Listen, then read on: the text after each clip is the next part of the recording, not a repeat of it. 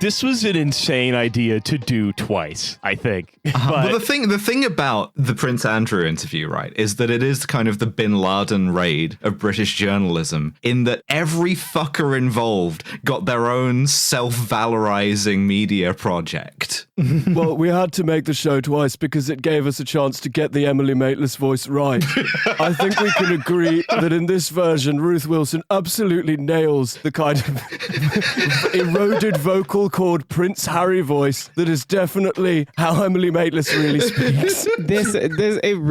This was somehow like 10 orders of magnitude worse than the It was last one. 3 times longer. Yeah, for a kickoff. You took 3 hours of my life to make me watch this. I was wondering how they were going to make it stretch it to 3 hours, but when it opened in the year 125 with 2 soldiers outside Hadrian's Wall, I realized that it was going to be very comprehensive. You know why Adrian's building this wall? To keep out nonsense. I was really hoping for like an origin story of like the Woking Pizza Express. I feel like that was missing from this like trilogy of episodes. You know what this most reminded me of? By the way, we're welcoming, of course, official Prince Andrew interview self-valorizing media project correspondent, Hesse Deni. Welcome, Hesse. Yes, I thank you for having me, but also I have a bone to pick with all of you because, I mean, Audicure, Peter Greenaway, like DM Thomas, I demanded we did a whole like movie mindset episode about Dennis Potter. I've seen every fucking episode of Line of Duty. I have so much British bullshit crammed into my head that I could talk about, and somehow I'm the Prince Andrew correspondent on this podcast. So it was rough getting typecast. I know, but I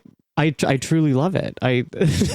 So I wouldn't have it any other way. Well, this is just as well because like we are doomed to repeat this forever. We are going to get a different sort of narrative of the Prince Andrew interview from everyone involved on the BBC's side from now until the end of time. So we look forward to having you back for like the sound guys, sort of like like 3.5 hour movie about this. First as fast, then as what the fuck is that voice she's doing? That should be the Sound Guys episode to try to make Ruth Wilson sound normal. Ruth Wilson's voice in this was like the voice of 3 kids in a trench coat pretending to be an adult. I actually don't know what you mean. I'm definitely old enough to see Hitman. You have to let us in. I mean, me. A solid 70% of my notes just say, why is she doing that voice? Yeah, it really did remind me of like when I was younger, when we were all younger, and like you'd sort of go to the off license to go try buy some cigarettes, and you were trying to like, and because I was the only person who had like facial hair at that time, I was sent to do it, and like I had no idea how to, and so I just like tried to deepen my voice. I'm definitely over 18. I'm respected broadcaster Emily Maitlis. Now sell me a 10-pack of B&H menthols. I demand that you sell them to me.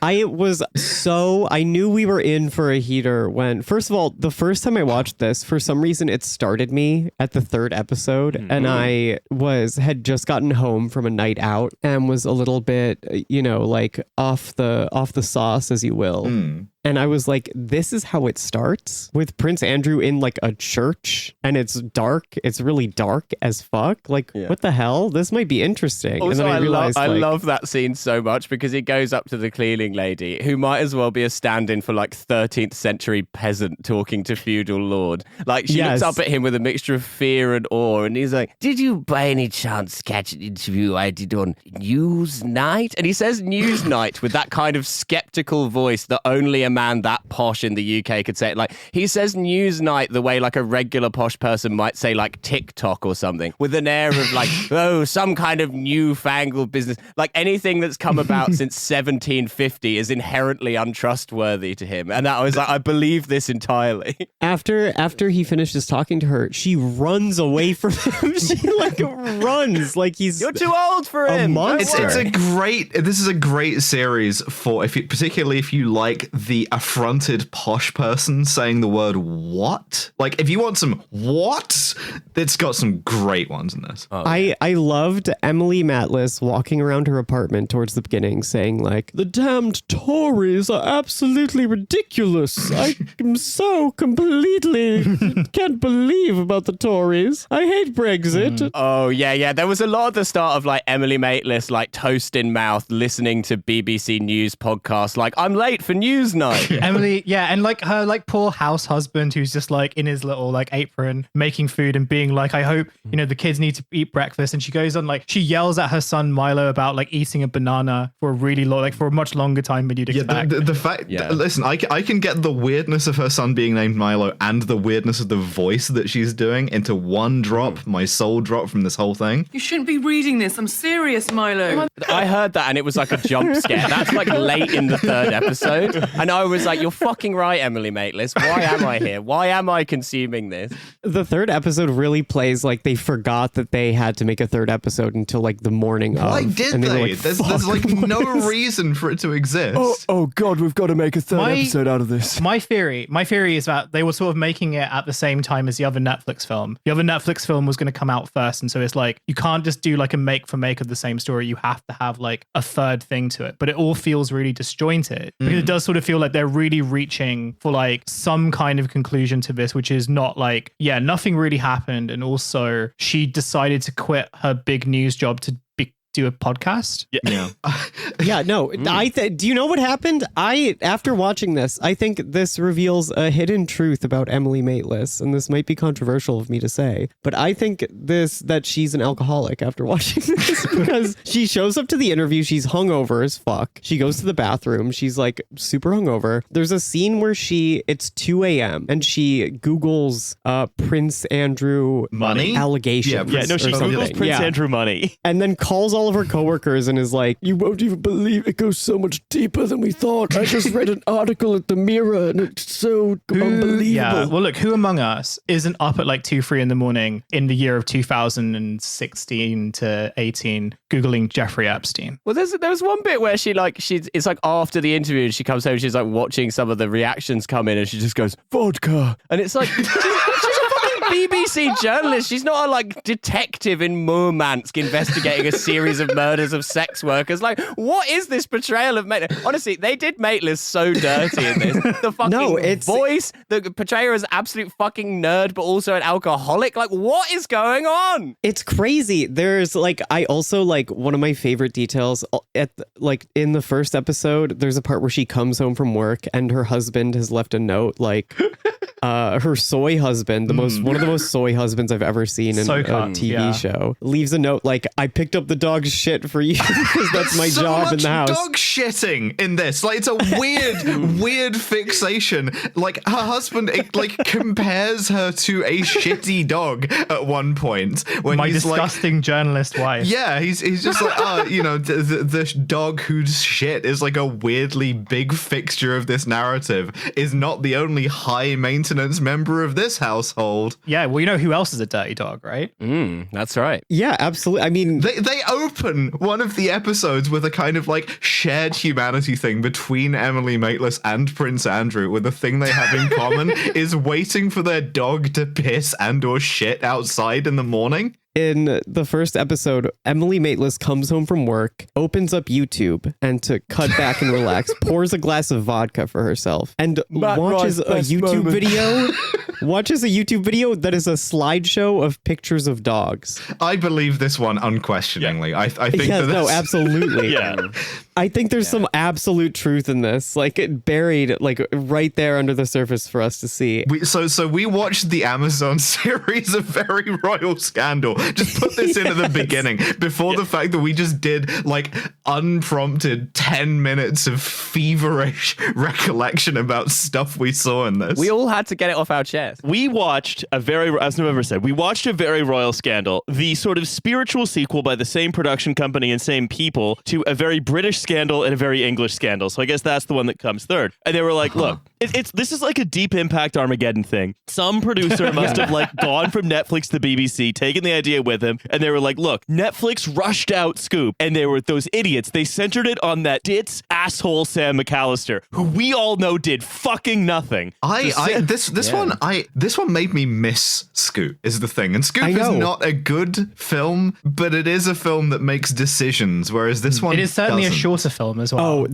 I disagree with that. I think this one makes some absolutely, like, there's one thing in the third episode that we'll get to that I think is one of the most vile things I've ever seen in a TV show. It's really like blew my mind how evil this was. The third episode, the one where they invent feminism. Yes, of course. And that's the scene I'm talking about, I think. It's the scene where feminism is invented. But something that like 30 to 40% of my notes are about how this film is shot. And how do I put this? Every single scene of this movie takes place in a room where all the lights are turned off. Got this heavy blue filter over everything. There's a bit that made me laugh out loud in one of the episodes where a woman like enters her office and switches on the light, and the lighting of the scene does not change. It remains completely dark. No, there's an amazing moment where after the Prince Andrew interview, they throw open the curtains as if like metaphorically, like they've just shed light on everything. And the scene is still so dark that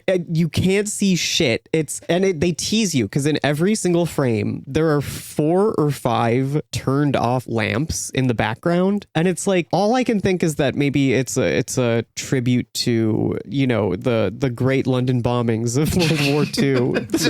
They had to turn off Britain, the lights. if I thought Britain actually looked like this, I would kill myself out of sheer despair. It's genuinely, it's like they filmed this using an underwater camera. Well, you know what it is? It's like they know that they can't turn the lights too high because the Royals' lizard eyes can't take the overstimulation. Guy who has heard something described as murky and decides to like shoot a film from first principles based on that. No, yeah, I think they were trying to do a Godfather thing, but like towards the end of the second episode, there's a scene where they play Who Am I? The game where you like put a card on your head and like it says a person and you have to guess who you are based on things people tell you. And Prince Andrew has a card on his head, and I genuinely, and I paused it, I could not read what was written on his card. Fucking nods.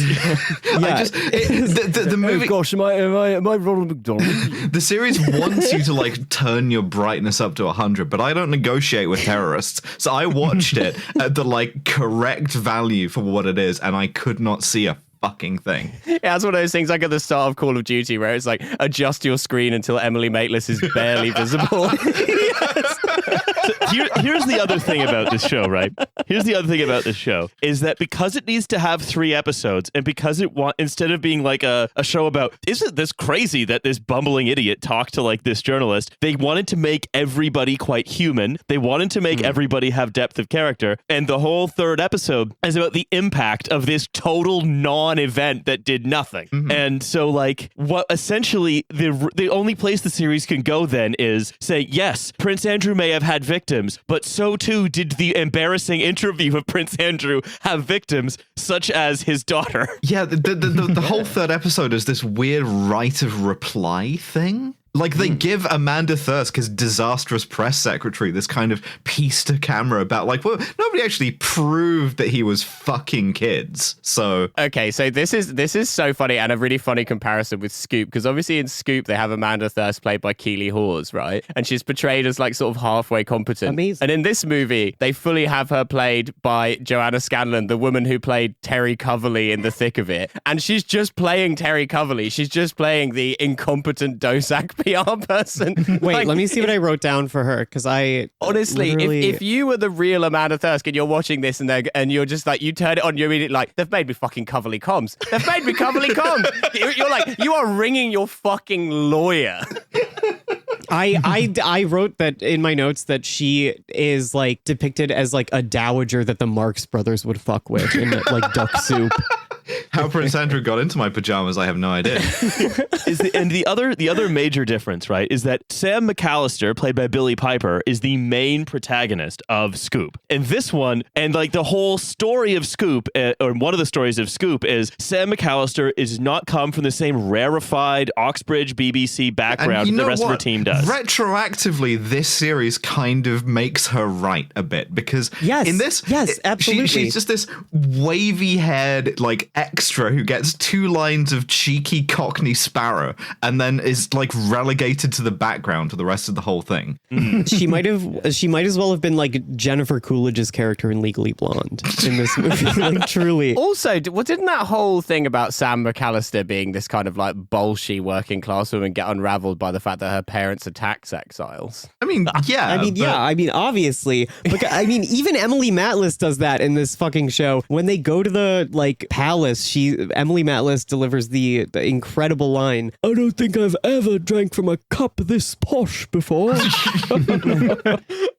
So I had one more thought from our sort of front matter of this. I mean, look, we've talked about the actual plot of this story before. It's impossible to do a well-structured like review of this because everything about it makes you want to be too frenetic about it. I'm going to be so real. I could talk about this for 5 hours. Yeah, absolutely. Right now. Just to be like, yeah, by the way, this takes place in an alternate version of England where the sun has been dimmed by about 75%. But I actually think, right? I think one of these a year is like, that's fine, but it has to go on forever. Like, we should do not just others from different perspectives. I think in 200 years, when everybody involved has been forgotten and the name Sam McAllister is just like consigned to history, no one remembers who she is, we should still be making this movie by people who don't really know what they're portraying. Just doing a kind of like Guy Fawkes thing where you're doing like a penny for the knots. You can do a version made out of Lego. That could be cool. Yeah. Yes. Oh my God. Yeah, like the Pharrell movie. Yeah. Maybe put Pharrell in it. Yeah. Why not? Well, Pharrell is Prince Andrew. Also, the fact that they're like, you know what Scoop didn't do? You know what Scoop didn't do? They didn't have a guy playing Jeffrey Epstein. That's true. Okay, That's wait a second. Can I talk about the Jeffrey Epstein guy yeah, for of 1 course. second? Can I please be real with you guys? What, the financier? I think every single performance in this was terrible. Except for Jeffrey Epstein. Hard agree. For some reason, is portrayed as a Harry Lime, Orson Welles in the Third Man style sexual dynamo.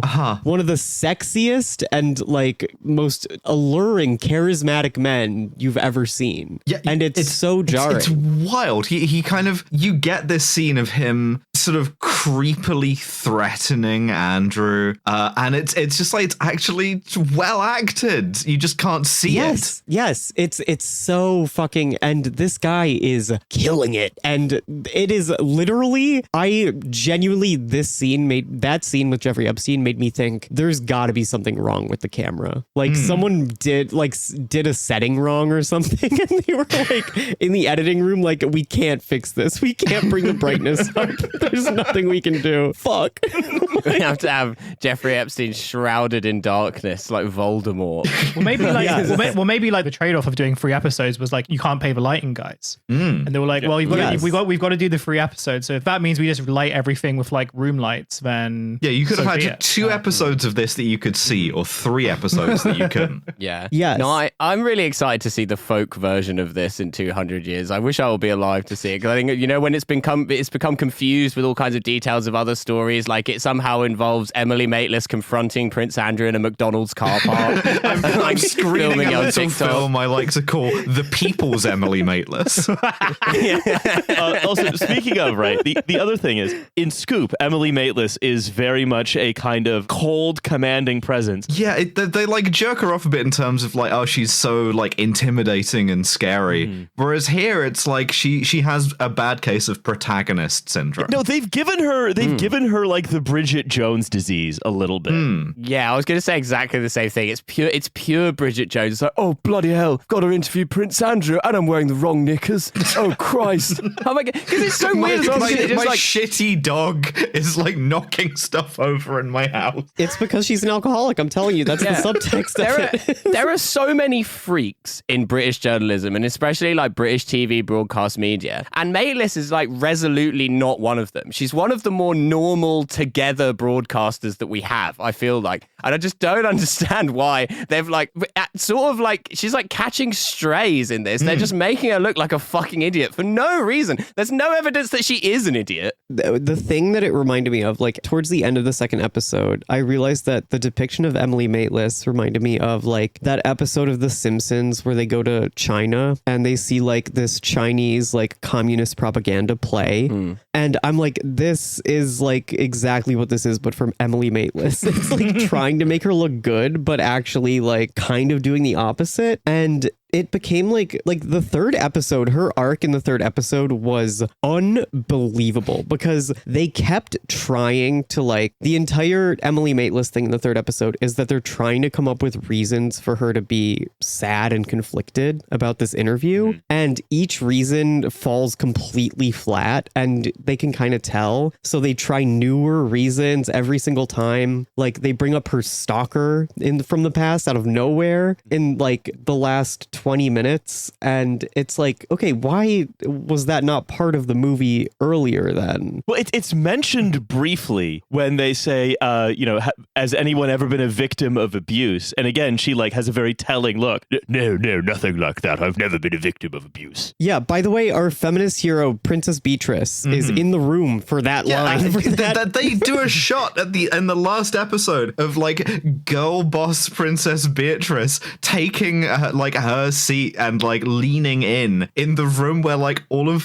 her dad's lawyers are working out how to get him, like protect him from extradition for sex crimes charges. The whitewashing of Princess Beatrice is it's the most vile thing I've ever seen. And like, because there's a scene in this where Princess Beatrice heroically decides to go forward with her wedding. And she does that while watching the actual footage of the real Virginia Jeffrey on Panorama, like getting interviewed and crying. And she's like, women have to stick together is the message. But like, obviously she's not, she's still like on her dad's side. It's like a whole, like for something called a very royal scandal, there's not much royal going on here. Like it's all just Prince Andrew. The royal family is completely absolved besides him. Well, all they do with the royal family, right, is turn it into the thick of it. And there's a real like the thick of it-ification in this where like every sort of third note that I make is like, oh fuck, Emily Maitlis said the word fuck,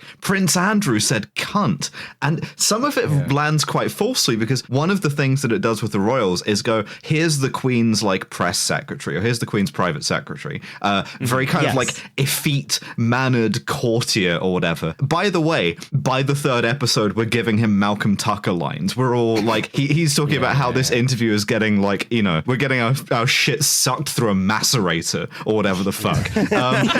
Exactly. It's just like, so in the thick of it. Would this guy who looks like the kind of like Alec McGuinness, the kind of Alec Guinness, George Smiley, talk this way, or are you just kind of trying to shock me still? My favorite is like the royal PR people coming, because you never see Charles and you never see the Queen. There is a really funny bit where Andrew gets rattled by Charles over the phone, though. Yes. Yeah. He says, I'm a mummy's boy. He's the mummy's boy. You fucked up, okay? you shouldn't have been bloody nonsing now. Listen, here's how it's gonna be. There's so much of just like various like royal aides coming in. Listen, we've had a fucking communique from upstairs. Okay? You know what I mean, fucking upstairs. Her Majesty. We do. You know what I'm fucking talking about, right? Wait a minute. Check on that dollar bill in your pocket. You're gonna do as you're fucking told, or you're gonna be dead. I mean, I love the way that like the royal PR machine is portrayed, because again, as you say, this is all like the whole series is alternating between like, oh, I'm sorry, did I just shock you by saying fuck? And then like pieces to camera about what people think, and the piece to camera about like the or is essentially a piece to camera about the royal PR people is these people are idiots that we have to defend from themselves because their lives are too frictionless. And if there is going to be a theme stated for this whole series, that seems to be basically it, but they just can't decide if that's like worthy of protection. Because like, as I say, like it's one of the things that they sort of try to imply is that, oh, well, maybe Emily Maitlis should have thought twice before embarrassing this man who is like too stupid and venal to understand when he's incriminating himself. This is the weird thing about it, which is that in a way, Prince Andrew is like the character that comes out of it the best, because he just comes across as like mostly an idiot rather than malign. Now, whether that's true or not, who can say? But like, it's interesting that they've decided to like absolutely rat fuck Emily Maitlis for no reason and attempt to sort of like weirdly rehabilitate Prince Andrew at the same time. If you were to say, how could you do the most, like, not sort of successfully sympathetic, but how could you try to make the most sympathetic Prince Andrew? It reminds me, it also reminds me of, there was another show, I don't know if it was made by the same people, but that was about the OJ trial. Oh my God. One of the worst shows of all time, Ryan Murphy's OJ trial show. And they were like, okay, we're going to very OJ scandal. Yeah, we're going to make this show, a very Brentwood scandal. We're going to make this show and it's going to be really ambiguous as to whether or not OJ did it. And we're going to ignore the fact that he clearly did do it. And we're also going to have David Schwimmer running around just being like, the juice. Yeah. which is all I remember from that show. Is If just the glove doesn't fit, you must acquit. Hello. The Kardashians come up in this, so there is a link. There's a scene in that show where David Schwimmer, I'm sorry to digress, but yeah, Hesse, this is our most well-structured show. Come on. Yes. Oh my God. There's a scene in the OJ show where David Schwimmer as Robert Kardashian is sitting down with his daughters, Kim Kardashian, Khloe Kardashian, Kourtney Kardashian, at like a breakfast restaurant, and they're like being brats. They're like, "Give me the camera. I want to take a picture of myself." And he's like, "Girls, no matter what happens in the future, make sure that you never become the Kardashians in the future." In that moment, they truly became the Kardashians. Yeah, but just as like that show, when it was tried to be like, oh, let's leave it ambiguous as to whether or not O.J. Simpson is like, you know, a murderer, this show is also saying, let's leave it ambiguous as to whether or not Prince Andrew is a pedophile. So as you say, Milo, it's like they're trying to do this weirdly even-handed thing where they're like trying to compensate for the fact that like Emily Maitlis is a normal journalist and Prince Andrew is a royal pedophile by being like, okay, we need to try to make them coming. We need to try to make it ambiguous between which one is good. By far the most cynical bit of this, which Hesse you alluded to, is like, well, he has daughters, and there's a bit in the third episode where Maitlis feels this kind of regret and conflict over having done the episode because she's in St. James's Park jogging and she runs into Beatrice and Eugenie, who just kind of like give her the death stare, and it's like this is outrageous. What are we doing here? Okay, yeah, that's what I want from this show. I want Emily Maitlis's running playlist. Like the shots that we get of her. Right, there's one point where her husband begs her to go for a run, and then the next shot we get is of her running through the park listening to Sky by Sonique, which is like such a choice. and then halfway through it just goes, "It's your love that makes me high," and then it cuts off and it's like Prince Andrew's pulled out of the interview. He's like, "Fuck, I'm not even out of breath. That's just what I sound like." One of my notes during the interview scene is just Cliff Richard Wired for Sound video. And I think it's because I was watching the music video for the song Wired for Sound by Cliff Richard, because I had seen this. I know the interview. I've seen it 100 times for this fucking podcast.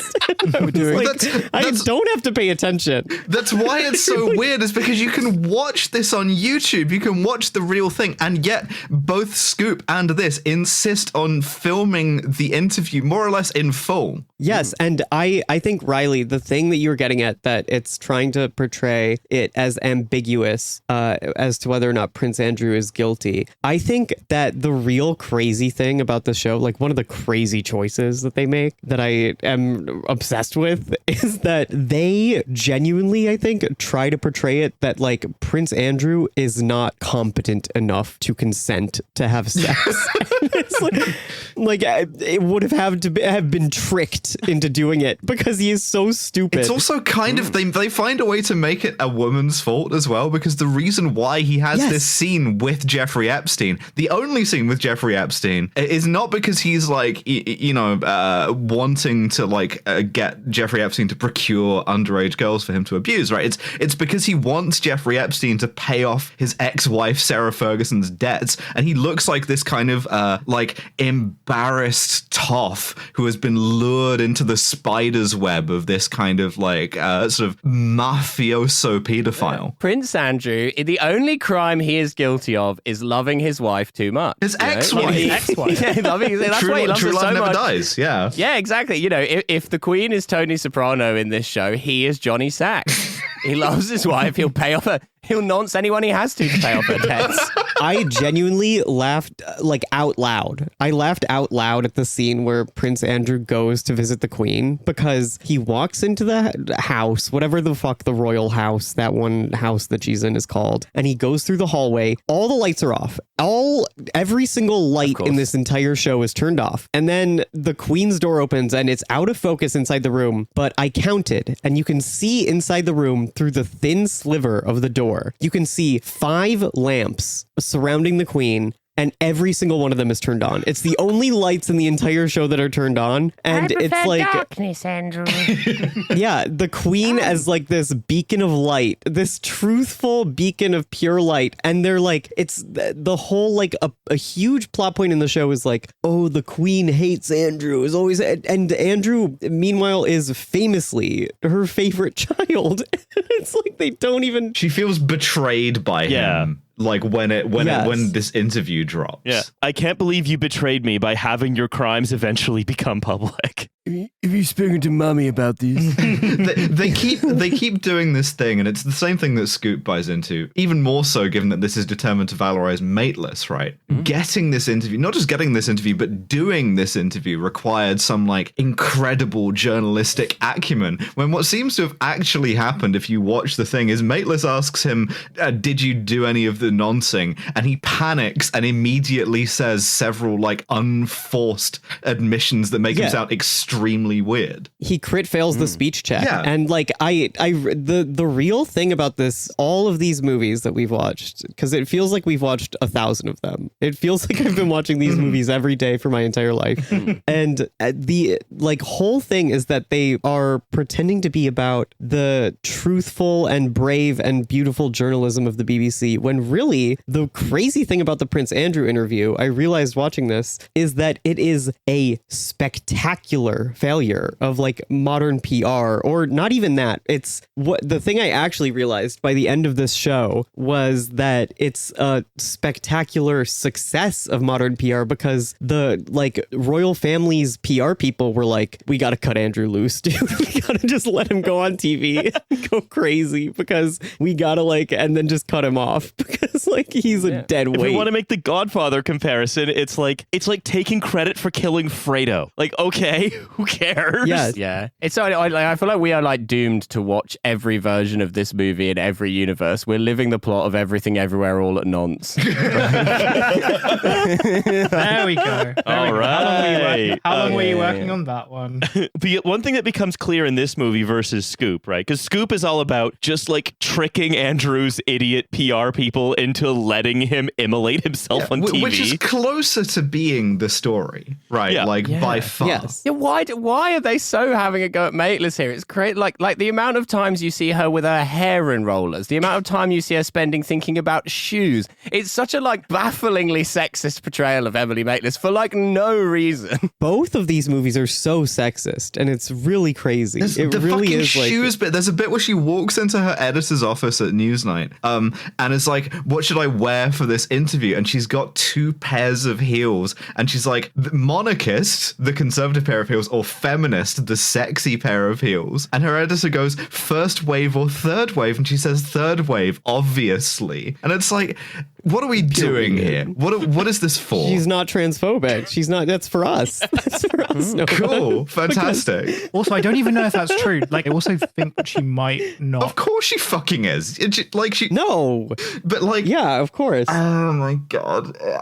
It's so frustrating. It's really like, and there's like all these crazy little bits of being like, oh, Newsnight is one of the most important like TV shows of all time. Newsnight is simultaneously strong strong and weak, right? Like it's both the underdog that's always on the chopping block, but it's also like, this is the home of fearless journalism. What is the journalism, though? Because this show makes it clear how they get all the facts, which is that people just email them. Yes. How do you get all the quotes from Virginia Giuffre? It's like, well, Panorama did the work and emailed us. And it's like, well, how did you get the interview with Prince Andrew? And it's like, well, he happened to email us about Pitch at Palace, which, by the way, Sam McAllister in this movie is shown as being uncritically supportive of them doing. Like, let's talk to Prince Andrew at Pitch at Palace. Is so stupid that she's like, this is the actual story. The Pitch at Palace thing. Sam McAllister and everything's like, listen up, babes. Okay, we're gonna get Prince Andrew on. Right, I'm gonna get my parents over from the Isle of Man where they're tax exiles. We're gonna do Prince Andrew.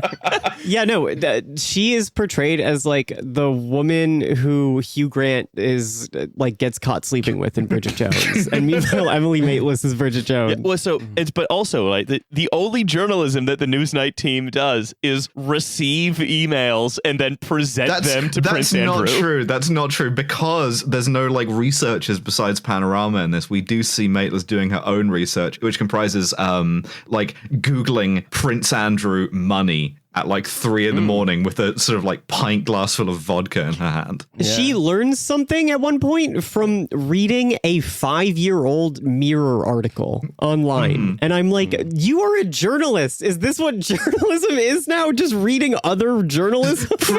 every shot back to her, it's just a progressively bigger glass of vodka until it's like top secret proportions. Can I say one thing, though, is that she is doing raver excellence by drinking vodka water throughout the entire... Yeah. Oh my God, the pingers are starting to kick in.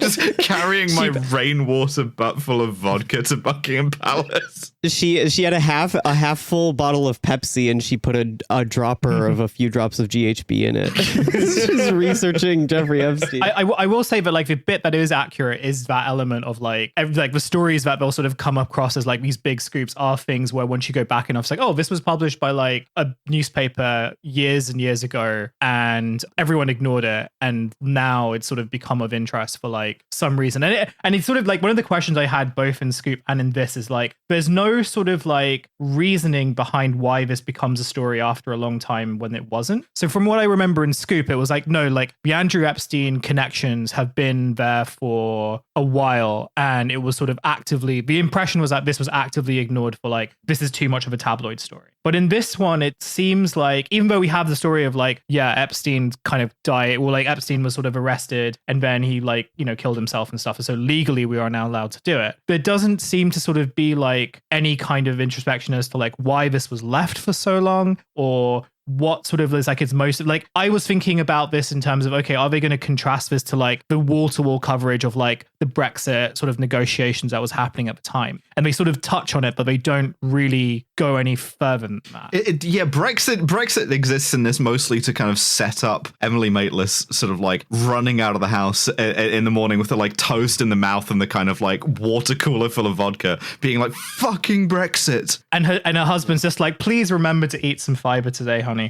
No, it's Hussein. I think I realized watching this movie, like after watching Scoop and after watching everything, I realized exactly what happened. Okay. And the thing that is they lie about in both of these movies, they lie about it. What definitely for real happened is that they had an appointment to have Prince Andrew on to genuinely talk for 1 hour about Pitch at Palace. And then Jeffrey Epstein died. And they were like, well, maybe we should ask him about this, And they asked his people, and his people are so incompetent. They were like, okay, that'd be pretty good. Because that's the thing about this. There are no revelations in that. Because I remember this at the time watching the Newsnight interview. It was kind of like, okay, well, like he obviously looks like a dumbass because he talks about Pizza Express and about how he doesn't sweat. But other than that, everything that comes up in the interview is just stuff that was already being reported on and was already known. Like the way that these programs portray it is as though they're like breaking this massive story, which they're not. They're asking him about the story that's already out there, and he just goes, well, I was in Pizza Express, and that's the only bit that's like funny or interesting. there's sort of like that's one half of it. The other half of it is that they have to make the interview itself seem consequential, and they devote a whole like hour and a half to this. Like the whole third episode and like the back half of the second episode are about the consequences for Andrew of this, and they're mostly like he spends a lot of time like walking around and shouting, right? In order to evade. I thought in the Falklands I could go for a bloody walk. This is the one piece of characterization of him I like, is that he will not hesitate to push the "I fought in the Falklands" button at anyone for no reason. No, that at some point, like halfway through the second episode, his dialogue becomes like if like a skit from a drag performance about like making fun of Ronald Reagan was written by a straight person, but about Prince Andrew, because after a certain point, he only talks about the Falklands or Mummy. Those are the two things he talks about for the rest of the fucking movie, and those are the only two things, and it's so like crazy. That's one of the things I kind of liked about this movie, is that every time it cut to Prince Andrew, he would say like something like this is even worse than the Falklands. I like the Falklands thing. I like it. It's none too subtle about the idea that this is a guy who has not done anything with his life since, right? But like I kind of appreciate that. What I don't appreciate is the fact that he's usually doing this to fucking PC Rosencrantz and PC Guildenstern, because he has a royal security detail who mostly exist to do like little bits about him. Yes, he reminds me like his like handler woman in this reminds me of like a babysitter that my parents had to fire because she like let me fall asleep in the tub. Truly. Can I say the other thing I really enjoy, right? Because is the end of the second episode where they're playing like it's after the hunt, right? Because again, they cannot stop doing like intercut contrasting montages like Godfather. It's like what if that scene, the baptism and the murders in Godfather, what if it was every third scene in Godfather is what A Very Royal Scandal asks. Yeah, it's one of the bits of that movie that everyone likes, so therefore, we'll make this movie 5 times as good by including it 5 times. Yeah, The Godfather is really dark, right? So let's make it just really dark. There was one point where I looked away from it to drain some pasta from my lunch, and then I just heard New Order's Blue Monday come on, and I was like, fuck off, are they doing a montage of him in the Falklands to Blue Monday? And then I turned back and it was an advert, and I was like, but that was so plausible. So that was immediately where my mind went. That would be so sad. Like a TikTok fan cam of him doming Argentinians in the Falklands. Towards the end of episode 2, right, Prince Andrew is out shooting, and there's a shot while the interview goes out, and there's a shot of Amanda Thirsk like looking at her phone, noting what she has done, which is this suffers very badly from the thing where like a bunch of media professionals have Twitter notifications on for everything, and it just like the lock screen is just like every tweet about Prince Andrew. So she picks up her phone and it's like wall to wall people calling him a nonce. Yeah, and there's like a notes app thing on her lock screen that says like remember to tie your shoes today. Like Amanda Thirsk, right, a woman perfectly capable of incinerating her own reputation, and yet they do her so much dirtier in this, because not only is she Terry Coverley from the thick of it, but also they really lean quite hard on she wants to fuck and or be Andrew's mum. Like she watches him get dressed and stuff. She ties his shoes. It's not subtle. Yeah, the bit where she ties his shoes, I was like, is there a report of her doing that anywhere? Because if they made that up, that's crazy. Yeah, but this is also, right, like this is, she's looking at tweets from accounts. I wrote down some of the names. My favorite one was Princess Politica London, who in real life, whose like Twitter screen name would be Princess Politica London, XX, adult human female. The thing about her like getting on her knees and tying his shoes, right, is that he then looks out of the window to see Emily Maitlis having her Bridget Jones moment where like both of her shoes are falling off. She's spilling vodka everywhere. Like curlers are falling out of her hair, and he's like, I've just shat myself. And these are my lucky interview pants. Yeah. My shoes are tied, dumb lady. Yeah, and he's just like, this should be easy, and it's implied that this makes him overconfident enough to like say all of the weird shit. Yeah, I was really thrown where, unlike Scoop in this, when they do the prep for the interview, it wasn't in like a map from Rainbow Six Siege. It wasn't just a normal the BBC room. kill house. That's where they train the interviewers.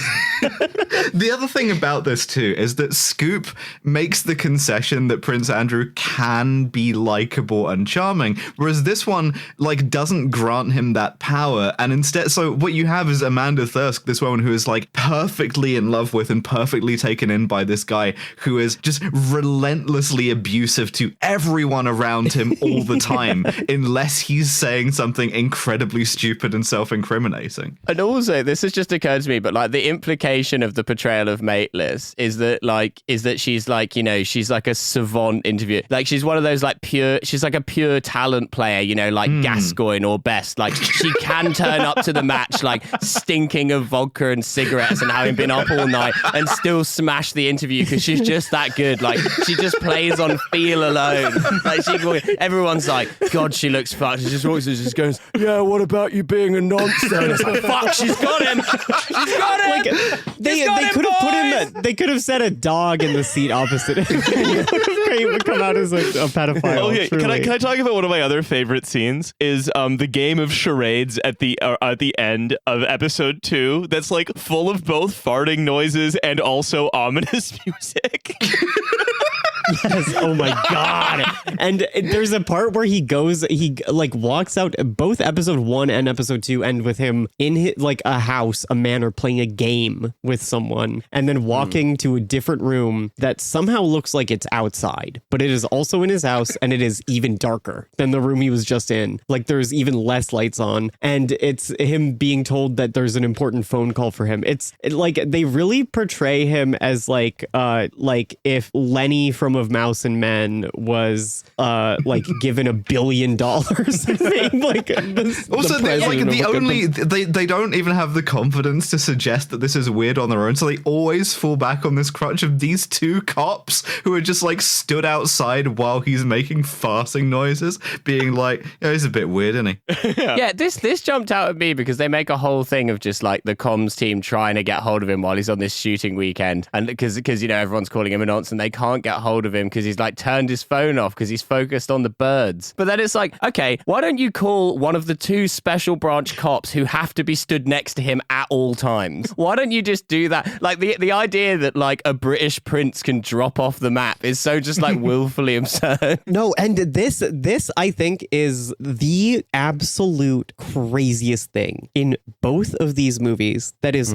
completely brushed over, is that both of these movies are like, yeah, by the way, the Queen could have legally pulled this story and stopped it from airing, but she just didn't. And they're like, each of these has like a different reason for like why that didn't happen, and neither of those reasons are very satisfactory. Yeah. Neither of them make sense. In Scoop, it's just like I don't even remember what it fucking was in Scoop, but in this one, it's just that Prince Andrew's handler saw like a jingle, like wind chimes outside, and got distracted, so forgot to like text and be like, do you want me to pull this story about you being a pedophile because you look really bad? It's like, well, hang on, like that's crazy that both of these movies acknowledge that like Buckingham Palace had the capability to stop both of the, like, to stop this from happening. They had the capability to stop it from airing, and they acknowledge that, and they just like are like, yeah, but they just didn't. Anyways, that's not the interesting thing here. The real interesting thing is Emily Maitlis feeling sad because I love this. This is one of my other favorite scenes. Is at the beginning of Andrew 3. At the beginning of episode 3, Andrew 3 is going to be the title of the next episode we do, where we talk about another one of these.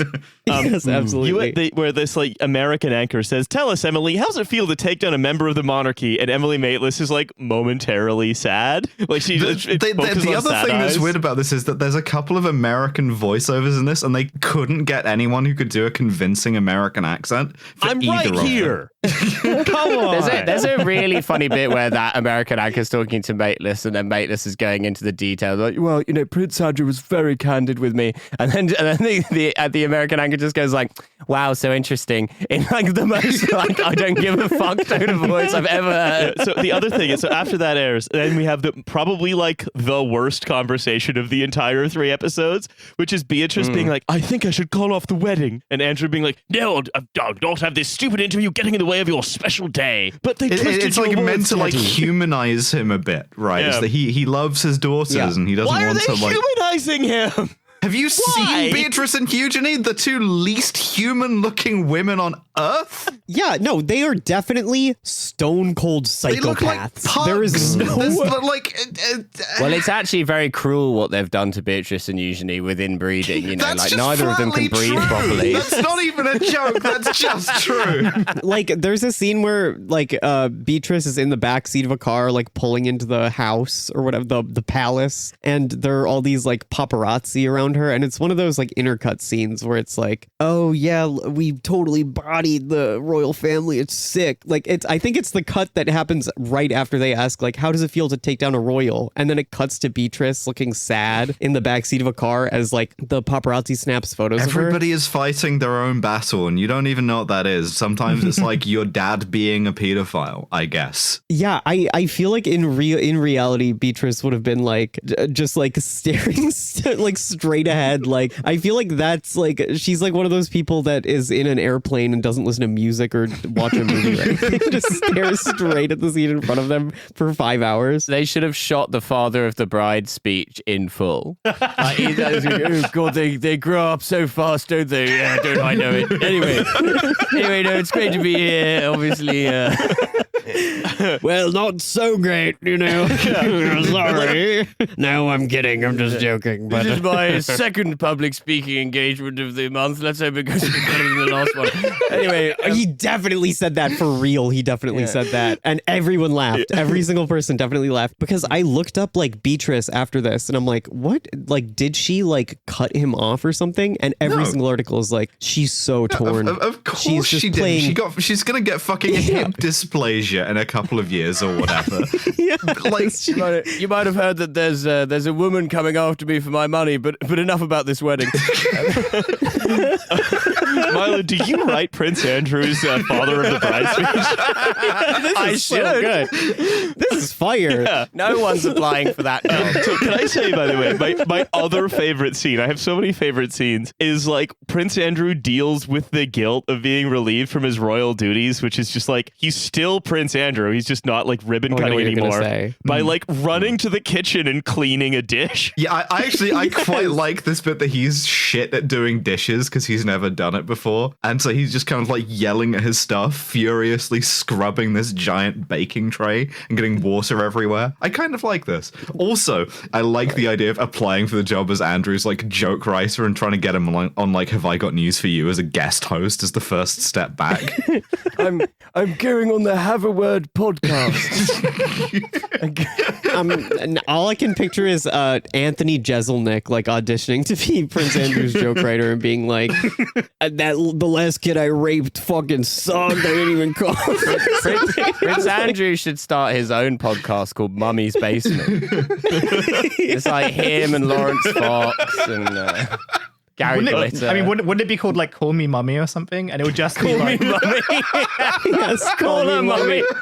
Call her mommy. Angry with an exclamation point and an angry emoji right after. Call her mommy. Andrew, you've got to stop doing this podcast. We're getting complaints. People have said it's choogy for real. They say you've got no riz. Yeah, people on TikTok. Andrew, you have to stop taking calls because people keep calling you a mommy's boy and you keep calling them a mommy's boy in response, and it's not fascinating listening. They're saying you're cringe, Andrew. You're not very base at all, Andrew.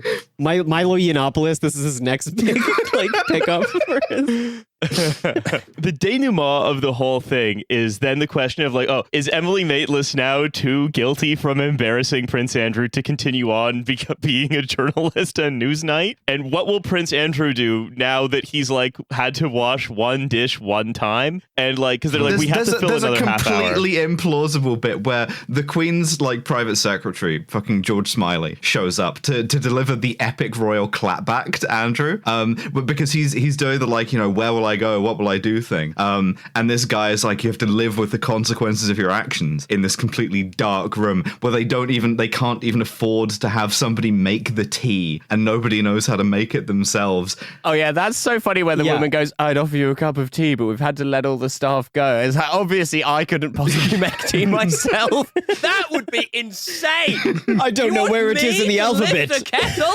I've got sciatica.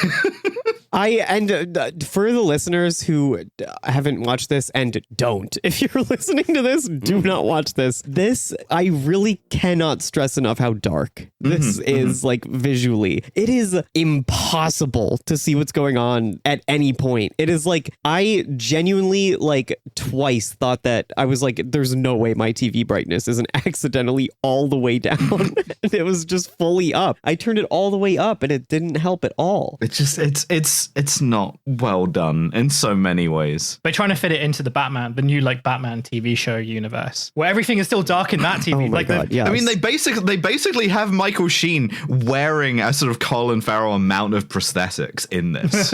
Yeah. Yeah, why did Michael Sheen agree? Like, Michael Sheen is like an actually good actor. I don't know if he is, though. I'm going to be real. This might be controversial. He's played Tony Blair lots of times. Why?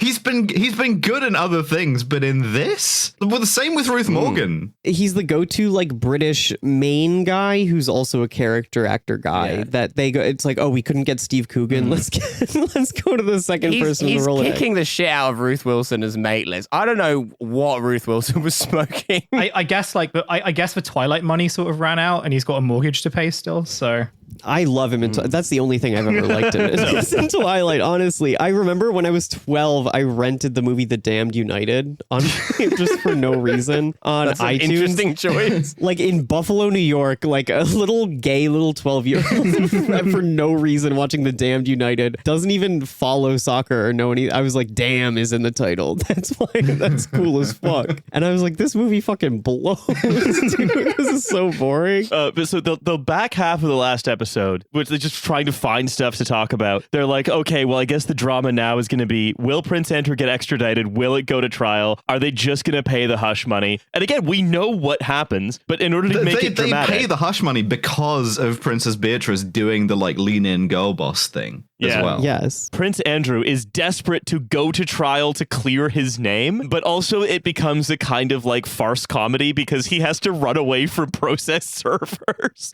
But that's very easy because he's surrounded by guards all the time. That's the sole moment of like drama they can muster up in the third episode beyond like kind of cynically hitting you with, oh, by the way, Emily Maitlis had a stalker is to be like, oh, you have to leave the house now in case you get like subpoenaed. Yeah. Then officers of the court in full ghillie suits trying to track down Prince Andrew on the Balmoral estate. Listen, Soap, we've got to serve these papers to Prince Andrew. I know what colour the boathouse at Hereford was. I was there. Dark. It's very dark in here. They've turned off all the lamps. Put on your night vision goggles. What I also think is funny is that this uses an exact shot from Sicario, but instead of driving a Mexican drug lord out of Mexico to Texas, they're doing the overhead drone tracking shot with the like low drone music of Prince Andrew running away from a process server. No, and honestly, the thing is that for real is probably, as depicted in this movie, the realest danger facing him, because it's so clear that obviously the royal family has the power to stop that from happening, but it seems for a little bit in this that they have just decided not to. They're like, if they get you, whatever, we can't help. Just You're on your Prince own. Charles being like, skill issue. Yes, he's like, who's gonna tie my shoes? I mean, please? yes, the timeline where Prince Andrew gets extradited to the US is just like a very funny one. Like Prince Andrew in some kind of like federal prison. I've been invited to join the Latin Kings. I explained that I'm a prince already. I'm not sure if that's a The other thing I love is like to have to Emily Maitlis like leaves her job of news reading to become a podcaster, and like they make actual mugs that Emily gives to her team with a picture of like Michael Sheen as Prince Andrew on it with like a meme font that's like no sweat or whatever. Yeah, no sweat. Just to make sure that this woman who we've seen is like very conflicted about this is still ultimately like a kind of a piece of shit. Yeah, I would love, number one, if you're listening to this and you work at Amazon Prime MGN Studios, I want the mug with Michael Sheen I think on it. the worst part about this is using the like actual Virginia Giuffre footage instead of like casting someone as her. It's vile. I truly have it in my notes that hang on. Like if you're going to use it at really all. one of the most vile scenes in recent memory. Prince Andrew's daughter heroically deciding to get married while watching the Virginia Giuffre Panorama interview. And by the way, that's why they got the information from Panorama. Clearly they don't have very high standards for giving their shit to people, because they gave this interview to this fucking God, that's true. Yeah. Yeah, that's why they got that information. They're like, oh, Panorama never gives anything to us. This image of like BBC shows as being like the FBI and the CIA and the NSA before 9/11. Like everyone's now all wrapped up. We have a long shot of Prince Andrew looking sad and mournfully in the distance. And by the way, we know like he's fine. He's back to his royal duties. He was walking in the Queen's funeral. Like even the small things that could have happened to him, we know from the last time we did this exact show, didn't happen to him. Yeah, it doesn't thread the needle of like, I'm sure he was very upset, but like not because anything consequential really happened to him. And then they were like, where are they all now? And it's like Prince Andrew is still the prince. Emily Maitlis became a podcaster. Princess Beatrice is VP of strategy at a software company and is also allowed to do the king's job for him when he's sick. Yeah. Jeffrey Epstein is still dead. Yeah. Ghislaine Maxwell is in a prison that's about to get hit by a hurricane in Florida. Jeffrey Epstein alive in Serbia? Question mark. Prince Andrew's arc in this is genuinely like that. It's played like he has just learned that he has a learning disability, and everyone's been lying to him about it his entire life, because he's like, no, I can do things, and he's washing dishes. It's like so fucking crazy and sad. Check this shit out. Flowers for Algernonce. Yeah. All right, I'm gonna send Nate a new episode title. Oh my god, I have so much more to fucking talk. I could talk about this for 10 hours. I'm being so serious. One more thing I want to say is that one of my favorite little things is that during the nighttime shots, whenever it was outside and people were talking outside of a building, every single light inside the house is on. And then when they go in the house, they're all turned off. Like that was just a skybox in a PS2 game. But yeah, that's the last thing I'll mention. Well, look, I loved talking about this movie, this miniseries, way more than I loved watching it. This has been so much fun. It was almost worth 3 hours of my life. It was almost as long as Dances with Wolves. I wanted to kill myself. Dances with Wolves. There you go. When the third episode started, I was praying for death. Also, there's a moment where Prince Andrew is like walking towards the interview. He's about to do the interview, and there's a great line where he says, are you sure about this? With a woman journalist, nonetheless? It's like, okay, come on. Don't worry, they've made me sound like a man. My favorite bit of this is the little bit of devotion it gives to Emily Maitlis's iconic jacket, a thing no one has thought about since, ever. Yeah, and her soy husband is the one who's like, what are you going to wear tomorrow? Yeah, she's like, I'm thinking I'm going to wear my iconic jacket. You're gonna wear your Sergeant Pepper's Lonely Hearts Club jacket. I think that would really sort him out. Another great wardrobe moment is the soy husband walking in, and like when he asks her about the jacket, he's wearing the worst sweater I've ever seen. It's like a sweater with a collar and the collar is turned up, and I really I don't know. You would have to watch this to see it, but don't watch it. The whole thing on the iconic jacket, which I'll say before we wrap up, is like, and again, this is going to be a reference that maybe none of you or almost no one listening will get, but in the season 5 of the show Bones, they have to solve the Kennedy murder. Like the Bones team has to solve the Kennedy murder, and because they work for the FBI, they get the Carcano rifle that Lee Harvey Oswald uses, and David Boreanaz looks at the Carcano rifle and says, "Wow, the most hated weapon in America." the most hated jacket in the royal family.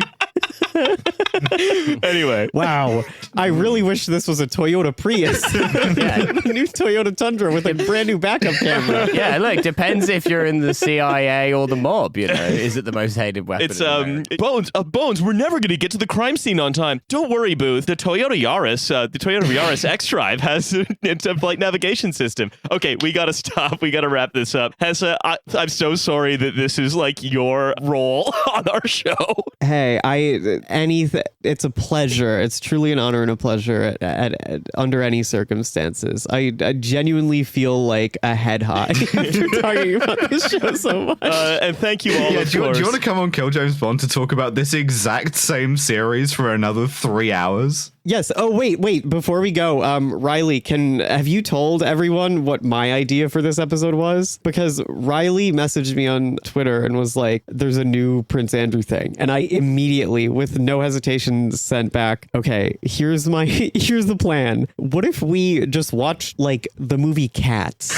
And pretend and review it and keep calling it a very royal scandal, and keep calling the main cat Prince Andrew, and keep calling the other cat Emily Mateless, and just like never reference that's what we're doing. And Riley was like, I don't know if that's maybe, you know what? Maybe next time. Maybe next time. All right. Thank you for being a Patreon supporter. Thank you once again, Hesse. If you like Hesse, you can check out more of her on Seeking Derangements or Movie Mindset. So do give those a check. And otherwise, we'll see you sans me on the next free episode, because I'm going to be in Berlin. Sorry about it, everybody. Yeah, Emily Mateless is going to be taking up Riley's mic. I just have a deep voice. We're not the same woman.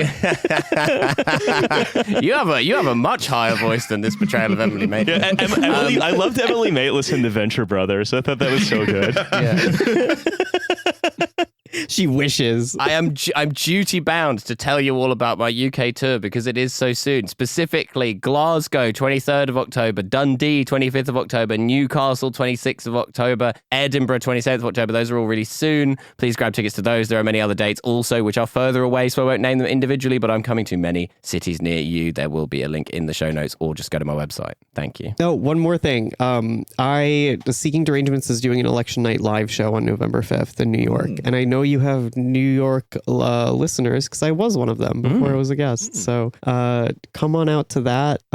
Buy tickets, Seeking Derangements. You can see it on my Twitter. And anywhere. It's called Electile Dysfunction. It's going to be fun. You know that there's an actual British comedy as a British news podcast that competes with Emily Mateless's podcast called Electoral Dysfunction, that's hosted by like 3 former MPs. Awful. It's also, we discovered that it's the title of an Alan Dershowitz novel. Okay. All right. Bye, everybody. Bye. Bye. Bye.